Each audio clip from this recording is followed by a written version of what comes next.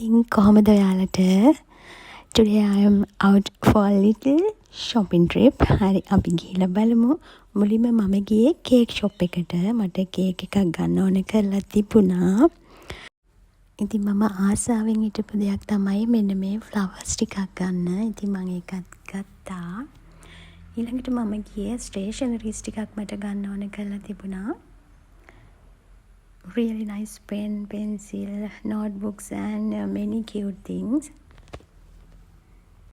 ඉතින් ගන්න යන දේවල් නෙමෙයි ඊට පස්සේ ගන්නේ මට කැන්ඩල්ස් ටිකක් ගන්න ඕන කරලා තිබුණා. ඉතින් ලස්සන nail polish තිබුණා. මම ඔන්න ඒකකුත් ගත්තා. So that's my shopping day too.